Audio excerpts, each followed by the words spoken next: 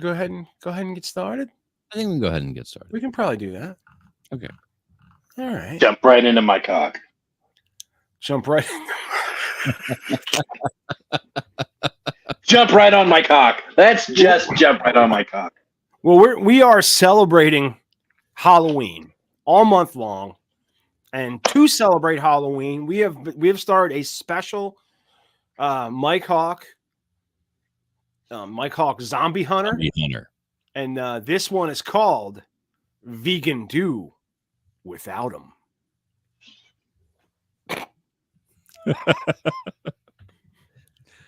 Do we have music or anything, or is there? I don't have anything specific. All right, well, don't worry about it. In a world where Mike Hawk and a ragtag team of zombie annihilators have been keeping the undead scum at bay for over a decade now, life has become almost... In a world where Mike Hawk and a ragtag team of zombie annihilators have been keeping the undead scum at bay for over a decade now, life has almost come back to normal. Almost too normal. We are a vegan community. We commune as vegans. We live as vegans. We eat vegan. Kale grows with abundance. So we have all that we need. We are far away from other communities. And we do not hunt, so we do not need guns. When people start letting their guard down, that's when Mike Hawk has got to be up. Oh my God! Zombies! What are we gonna do? Quick, everybody! Under this glass table. When they pop up, so does Mike Hawk. I didn't bring the whole team. It was the Duck's day off, and Ida Bangdaharter was in the office. She was sitting on the phone. I wasn't worried about being short-handed. I never once had to worry about that dick in my ass. He always has my back. The Cider twins aren't bright, but Dixon Cider has come through some hairy situations. And Justin Cider, he's our tip man. Sifting through zombie reports, and then there's another important pair, Ophelia Teets. She's great with those knobs and dials on the zombometer. Zombometer. Well, I say thanks for the memories, Ophelia.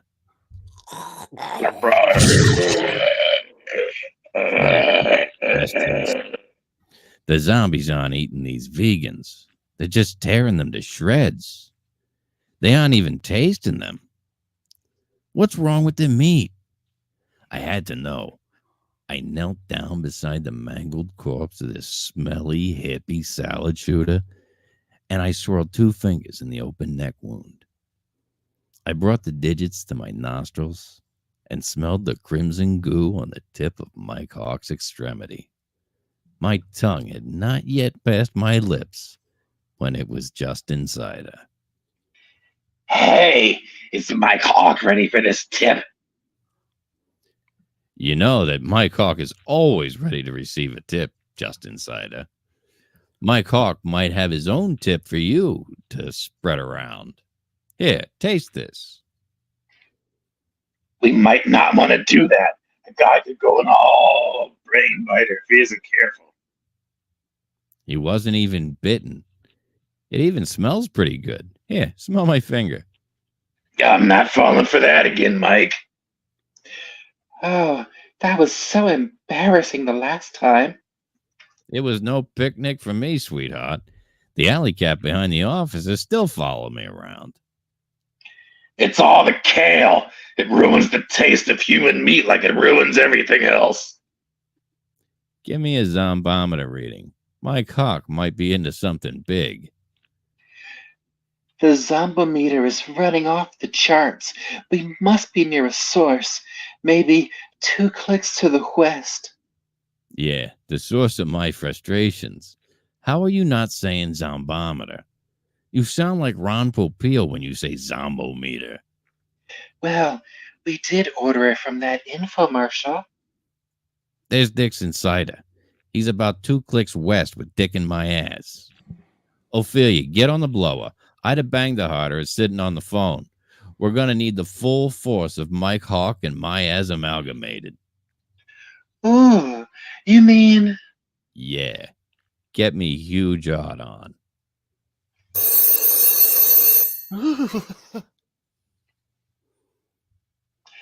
No answer at the shop, boss. She must have it on vibrate. You gotta let them know there's something on my ass and Dixon Cider.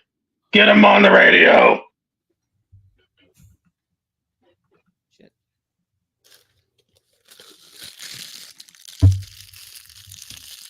Hawk to Dixon, my ass. Hawk to Dixon, my ass. Come in, Dixon, my ass. Over. Dixon Cider for Ophelia Teats. Dixon Cider for Ophelia Teats. I'm trying to Ophelia Teats on the radio or on the couch or in the kitchen, whatever. Dixon, my ass. It was Mike Hawk. Mike Hawk is calling Dixon, my ass. There's a heavy activity near your location. According to the zombometer, you may be near a source. Well, you're a source of my aggravation. Everybody knows it's a zombometer. Look, fucko, you're right on a hot spot. The zombies must be tracking the smell of my ass. Or the 6 3/5 survivors we found. Nah, Dicky babies, you's got it all wrong. The kale spoils the meat. Oh, man, like it spoils everything else? But you should see the way the undead tear these vegans limb from limb. They really hate these motherfuckers. Oh, yeah? Like everyone else? Oh, give me that. If you dicks made the progress that we planned, you'll be surrounded soon. Mike Hawk is in the driver's seat. Head south on the byway, and we'll reconnoiter halfway. Roger, we'll mount up with 6 3/5 in tow. Check that. 6 in tow. Over. Grab that, Dixon, and toss it onto your back. He's still alive. You want me to finish him off on my back? Oh, he's no good to us. Finished off. We need the master bait for my master plan to work. You see, the zombies really hate these fucking vegans. Oh, just like everyone else. Yes, and I'm betting just like everyone else, when made aware of a vegan, a blind rage takes over their being, and they want to destroy that vegan above everything else. You see, we are headed south, so my master plan is to send this masturbating dude north of one of those cars out front, put a brick on the gas pedal, and lock the door before I stick it in from low outside the car. That should buy us enough time to get the rest of this survivors out of the sector.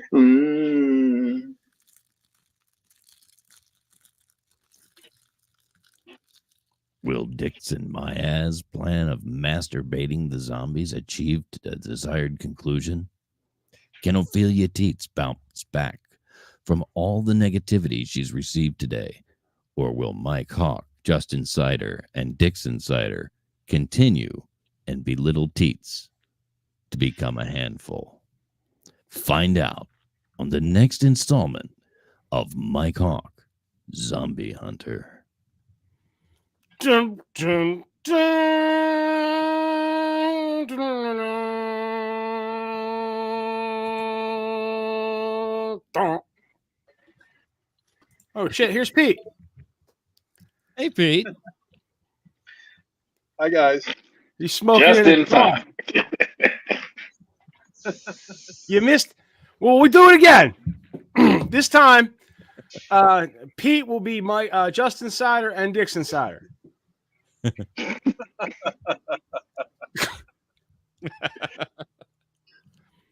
Oh man, I completely. Oh shit. I didn't have my fucking slides up during B block. That pisses me off. Oh, jeez. I completely forgot about all the fucking work I did. Oh, Yeah. This was the Gen Z wanting to be kids till they're 27. That was the image I wanted to. Yep. That would have been funny had I done that. I like the floating table. And that would have been the Mike Hawk. This is the coolest fucking thing I've ever seen in my life. That is pretty freaking cool. Yeah. But the next, oh wait, I forgot to make a slide for the. So I went to the internet and I typed in dark joke generator. You know, looking for something like maybe, see what pops up. Right. And I found a couple of different AI models that will do shit for you. But they only allow you like 1 or 2 shots, and then they want to fucking make you sign up and charge you. But so I said, fuck it, let's see what it can do. And I said the same prompts that I put in the chat GPT Right. for the news stories in A block, I used in this with the next story I wanted to talk about. And why don't you go ahead and just get I left all that in so you could see it. That chat GPT would have not provided an answer. Right. They didn't want to touch the Chilpancingo, Mexico mayor murder and head found story. Right. But dark humor GPT helped. Good evening, TMVP listeners. This is your trusty Reverend Professor Mike Latoris coming to you live from my underground bunker. In a bizarre twist, the mayor of Chilpancingo, I don't give a shit if you say chimichanga. It doesn't matter. Chilpancingo, Mexico, has been found headless, and authorities are still searching for his missing head. Some say it's being used as a bowling ball by some local gangsters, while others claim it's being used as a paperweight by the city's accountants. In related news, I've recently discovered that my own head is detachable, which comes in handy when I need to sneak into places undetected. It's not funny. You don't say. No, yeah, but I mean, it was dark. I mean, it's Halloween. But yeah, it was Halloweeny. That's kind of where I was going with this. But we got the next story is actually for Pete. I wanted to bring this to his attention. It's a sticky situation, Pete. I'm Reverend Professor Mike Latoris reporting live for TMVP, where we bring you the news that really grabs your attention. Good evening, listeners. Today we have a story that's sure to get a rise out of you. A recent health warning has come to light, cautioning men about the dangers of excessive self-love. That's right, folks. Too much time spent polishing the bishop could lead to some rather sticky situations. Now, as someone who has personally experienced the pitfalls of overzealous self-care, I can tell you it's no laughing matter. I once found myself in a rather embarrassing predicament when I had to explain to my doctor why my right arm was significantly more muscular than my left. Let's just say it wasn't from lifting weights. Doctors are warning that while a little solo time is perfectly normal, overdoing it can lead to some serious health issues. From skin irritation to more severe conditions like penile fractures. Yes, you heard that right, fractures. It's important to keep things in moderation. Remember, folks, it's all about balance. You don't want to end up with a purple eggplant where your pride and joy used to be. So take it from me, Reverend Professor Mike Latoris, and give your hand a break every now and then. Your body will thank you, and so will your dignity. Stay tuned for more news that hits the spot only on TMVP.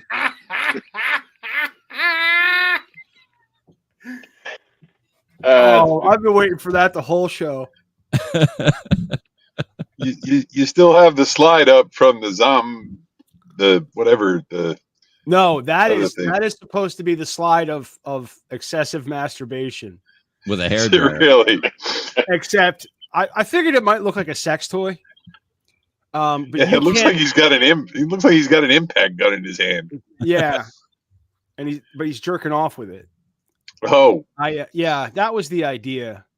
It wasn't the best idea, but I thought it was funny to have a story about excessive masturbation and then have this guy's face. Did I drive that hard enough that you think we can put a tight little piece out with it? I certainly hope so. If not, I can tighten it up. Okay. But I mean, just because the prompt that I put in is, the same, and that was Copilot provided that. Right. Don't get it twisted. That wasn't Dark Chief. That was fucking Copilot's we're becoming tight again. Whatever the problem was, Copilot's over it, and I'm glad about that. But so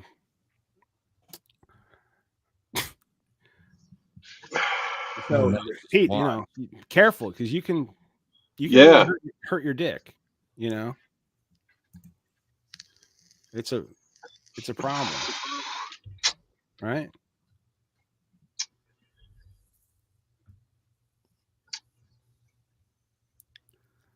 Do you guys fucking hear about what was a hospital in, was it New York? I don't recall where it was. I'm sure the story tells us. It's good evening, ghouls and gals. This is the Reverend and Professor Mike Latoris bringing you the latest heart-stopping news from TMVP, where we keep you informed and entertained.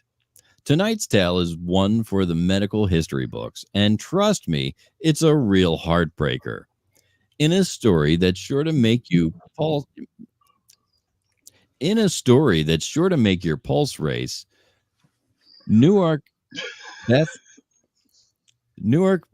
Israel Medical Center is under fire for allegedly keeping a brain-damaged patient on life support to boost their survival stats. Yes, you heard that right. They were playing a game of beat the clock with a human heart. Darryl Young, a Navy veteran, received a heart transplant in 2018, but never woke up from the procedure. Instead of letting nature take its course, the hospital allegedly kept him alive to avoid a hit to their survival rates. Talk about a heartless move. Now, I know what you're thinking. Mike, how could they do such a thing? Well, let me tell you, this story hits close to home. You see, I once tried to boost my own stats by keeping my pet goldfish Bubbles alive with a makeshift life support system. Spoiler alert, it didn't end well. But back to our main story.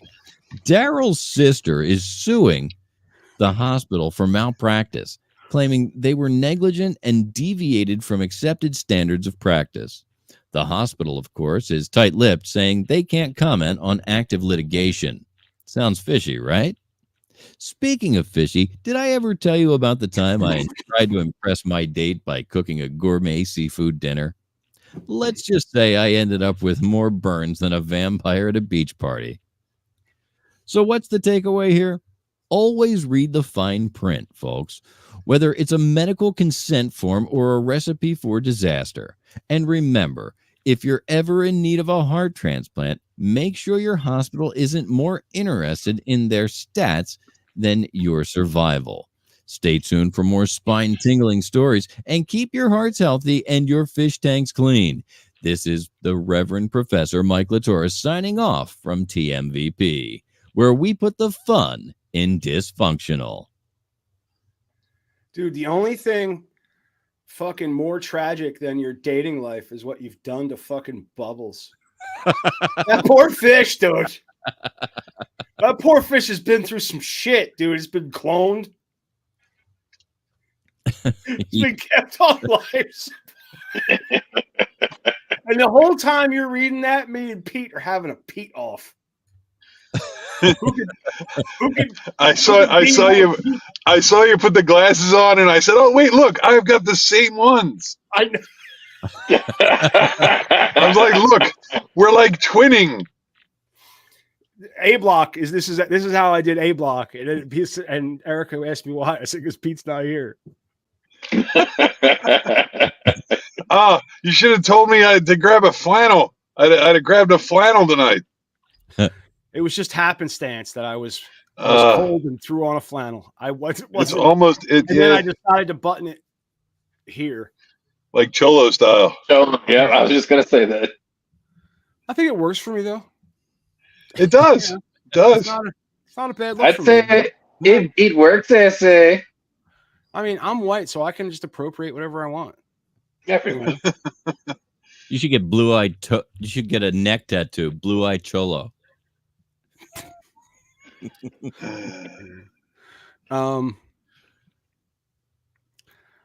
So you read the excessive masturbation story. I love how like in the middle of these like really fucking serious stories, it has you just the worst shit, just the dumbest. Yeah. Well, that time we read the art, dude. That time we were reading the article about like police brutality, and like every third fucking thing was some fucking dating goldfish story. Yeah, they were all stupid. They're all stupidly dumb. It just makes it funny. I don't know why.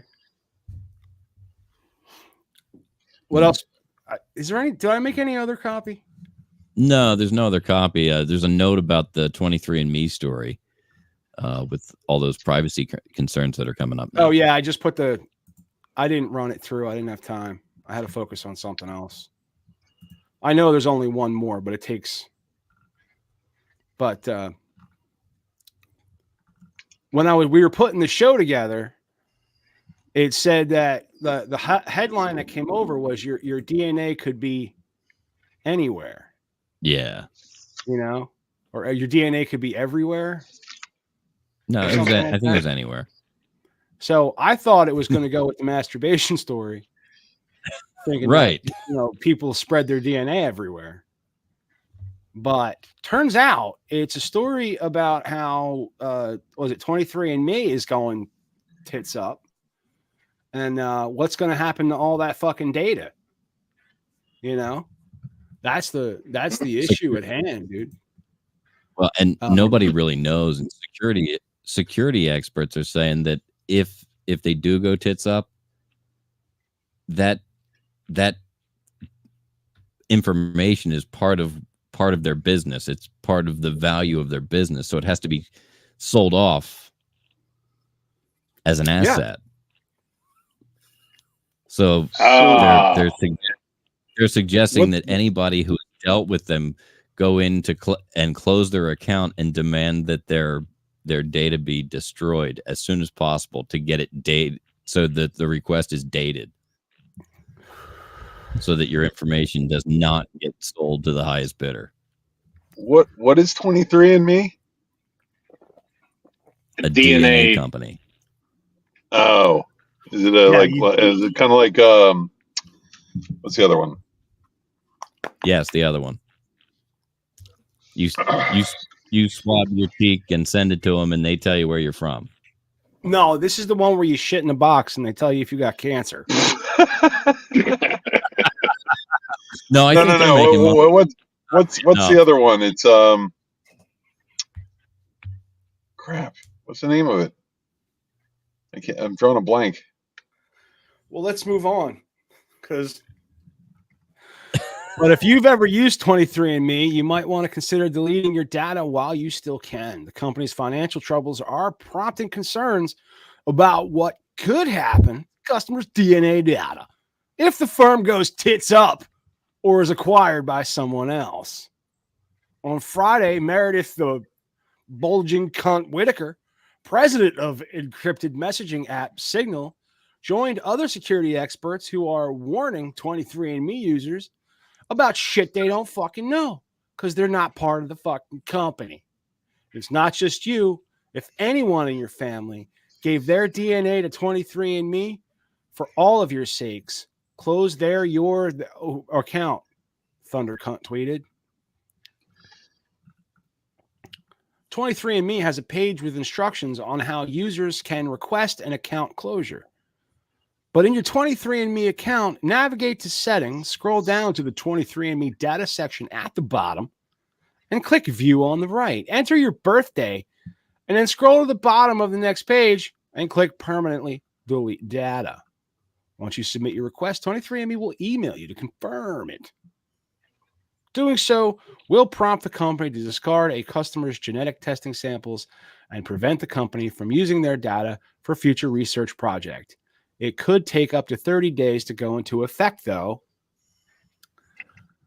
I mean, you were dumb enough to send your fucking DNA into a company because it's going to tell you where you're from. Like, it fucking matters, but it doesn't. Unless you're like, you know, like super like Netherlands. They're all awesome. Super Netherlands. I don't know what exactly Super Netherlands is. See, I think in a linear evaluation, it's a little bit higher than extra Dutch. Mm. Hey, back off. Well, I mean, Super Dude, Netherlands. who's more fucking Pete right now? Who? Which one of us is more fucking Pete? I'm going to give it to you, Matt. I'm going to give it to you. I really think it's you, dude. It is. I'm lacking a flannel right now. I feel really naked without a flannel right now. You're killing it, man. You're doing it, man. Here in the, I think I'm gonna go as Pete for Halloween. I was gonna say you just found your Halloween costume. Hey, who are you? I was like, I'm Pete. Who's Pete? Hey, Pete, you should comb your beard up to your ears and go as Matt. Who's Matty Rock? Go as Matt going as Pete, and you guys can trick or treat together. That's an awesome conversation. Who the fuck is Pete? He is. Fuck's Pete. He's my friend. Who are you supposed to be? I'm Pete. Who's Pete? He is. So you're Pete? Well, It hurts. Usually, Who's Pete? But tonight, could you repeat? Could you repeat? What? Pete? Repeat? I just carried a picture of Pete with me. It's like, it's him. I told you guys I have a coworker who has the same initials as me and the same first name as me.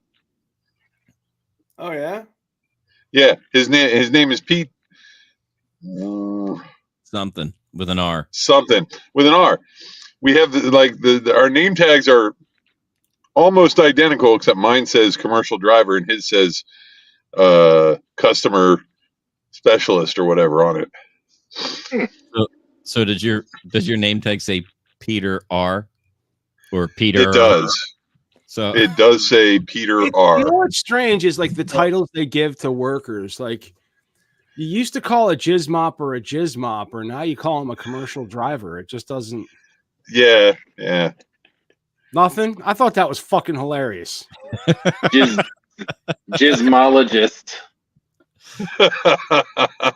I'm still stuck on going in there and asking for jizz reclamation specialist. Is Peter here today? Yeah. No, it should say former 23andMe employee.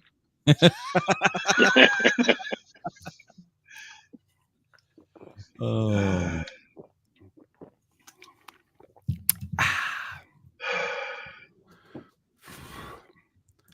You guys want to see my what you got?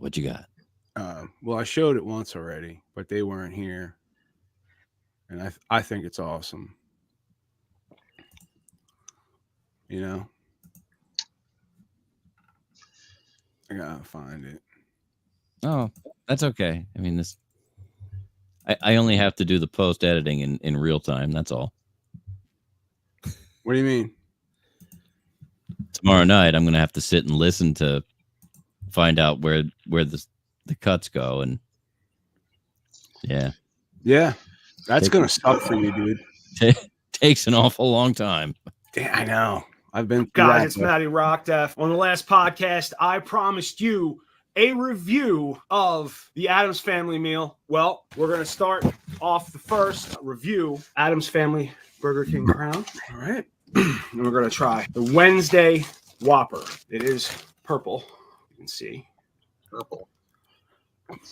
You don't have to say Wednesday Whopper with cheese. It already has cheese. So I saw a sign. I saw the sign. And it opened up my eyes, potato bread. They said that the purple color comes from purple potatoes, which Ricky had me buy purple potatoes yesterday or the day before. And did not eat them yet, but we're going to try the first bite.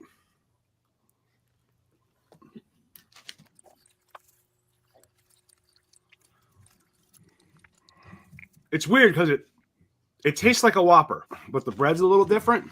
It doesn't taste purple, you know?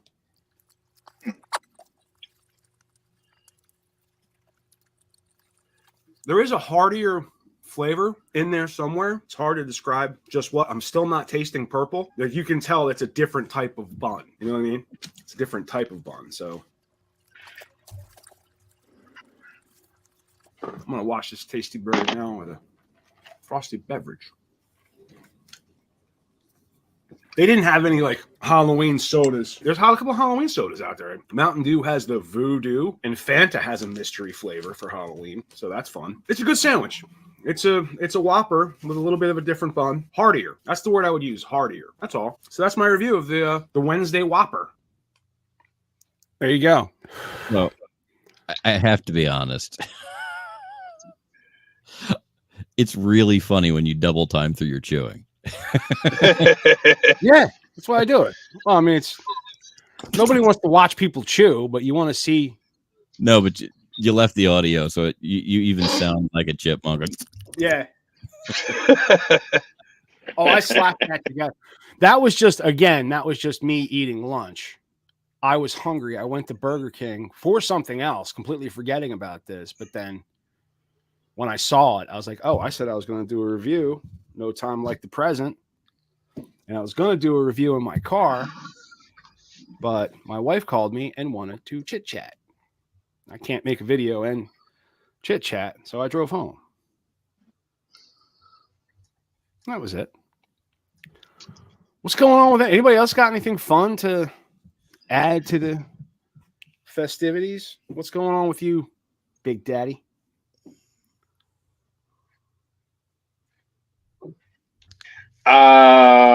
Let me bust out the calendar. Big Daddy's got some shit. Oh shit, him got dates.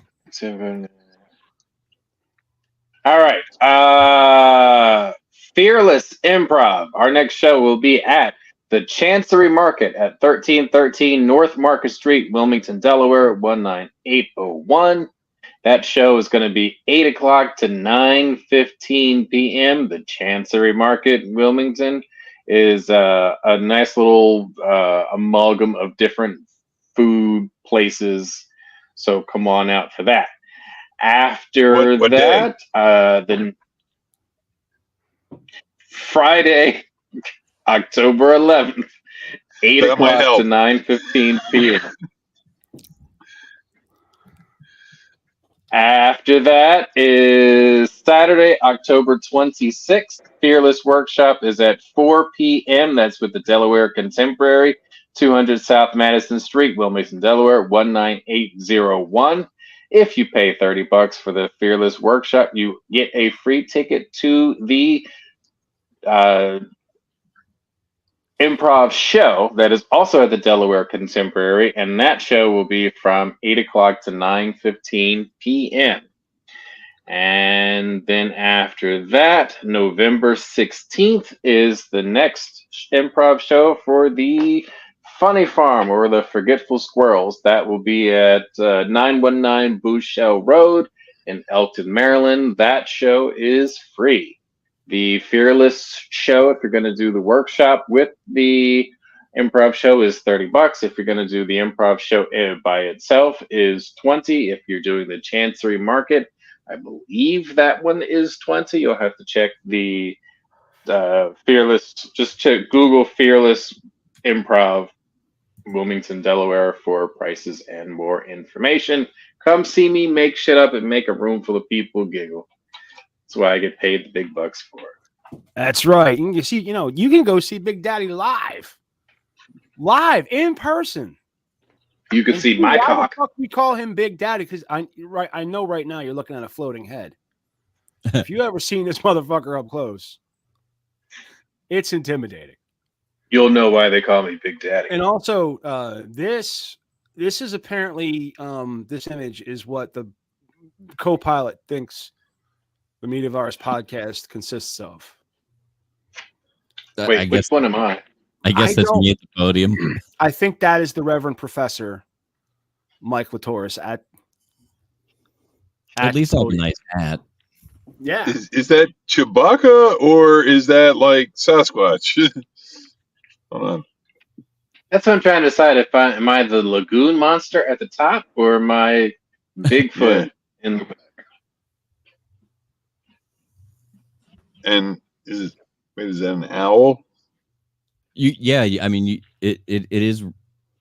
You could be two white guys and an owl. Now the bald bearded guy is a little bit tanner than everybody else, so he's Italian. That could be Big Daddy, but that also could be Pete because Pete is bald and has a beard. But for some reason, I think Pete is the guy in the back.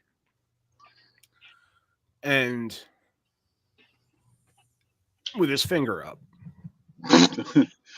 the lagoon monster back there? I mean, I creature from the Blue Lagoon back there? I wouldn't call that a lagoon monster. I wouldn't call you a monster, Pete, but you see how he looks like he's interrupting?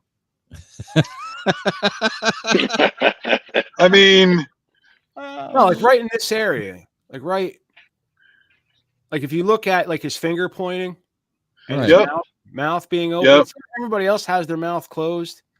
Yep. And the Reverend Professor looks like he's about to have an aneurysm. He looks. You're giving like a Bob Newhart kind of, but he's in vibe deep there. Contemplation, and he's about to say some deep shit. Like he's about to say some fucking change your life shit. But then here you are. With your finger up, corrected him on a fucking word. Let's see. Wrong or how he mispronounced something. I'm trying to get this right. There we go. Yeah, bringing up some fucking useless point that nobody just derailed the whole fucking conversation. There you are. See? so fucking loud. You look like you're bigger than everybody else. You came here to get abused, didn't you? You're like, oh man. Every week. Well, not every week, but every time. Well, what's going on, Pete? How close are we to getting that fucking car on the road, bro? This pay period, I think I have a good shot at it. Yeah. Yeah. So I had a dude. I had a dude. Real quick, let me get this out to everybody. This is an open thing I want to tell everybody about. Well, maybe I don't want to say it on the air, but I want to make sure. Do you want me to agree to post editing, or do you want me to end the show? We should end the show. Okay. We've been doing this for 40 minutes. We accomplished. We blew through everything we wanted to blow through. So, ladies and gentlemen, thank you for joining us on this 205th episode of the Media Virus Podcast. I'm Professor Mike Latoris. On behalf of Big Daddy, Grease Monkey Pete, and Rock Def, we will join you again next week with the 206th episode of the Media Virus Podcast. Till then, have fun.